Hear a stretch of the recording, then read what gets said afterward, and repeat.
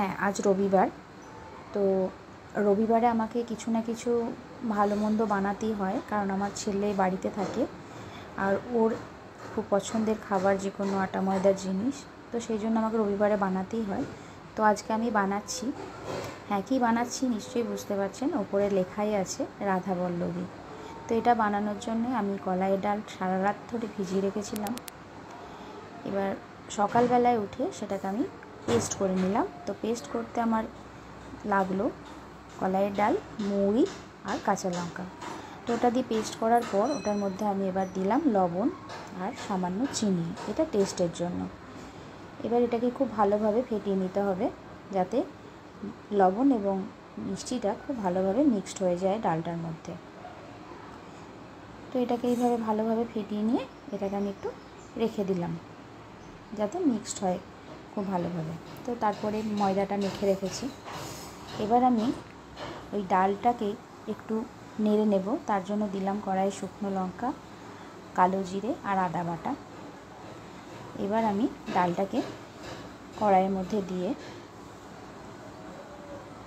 সব ডালটাকেই দিয়ে এবার খুব ভালোভাবে এটাকে নেড়ে নেব, এবং নাড়তে নাড়তে যখন একদম শুকনো হয়ে আসবে তখন এটাকে আমি নামিয়ে নেব। ঠিক এরকম হবে। তো এটা তৈরি, কলাইয়ের ডালের যে পুরটা সেটা আমার তৈরি হয়ে গেছে। এবার আমি সেই ময়দার ডোগুলোকে লেচি করে নিয়ে তার মধ্যে আমি পুরটাকে ভরে ঠিক এইভাবে বলের মতন আকার দেব। ঠিক এইভাবে প্রত্যেকটা লেচির মধ্যে ডালের পুরটা ভরে নিয়ে বলের আকার দিয়ে সেটাকে খুব ভালোভাবে বেলে নিতে হবে, কোথাও যেন না ফেটে যায়। তো এটা বেলা হয়ে গেছে, এবার আমার তৈরি পালা। তো হ্যাঁ, কড়াইয়ে সাদা তেল দিয়েছি। তো দেওয়ার পরে তার মধ্যে তেলটা খুব ভালো করে গরম করে আমি কচুরিগুলো ওর মধ্যে দিয়ে দিলাম, রাধাবল্লভীর যে। তো দিয়ে দেওয়ার পরে এইভাবে ঠিক ফুলছে, দেখুন কত সুন্দর ফুলছে।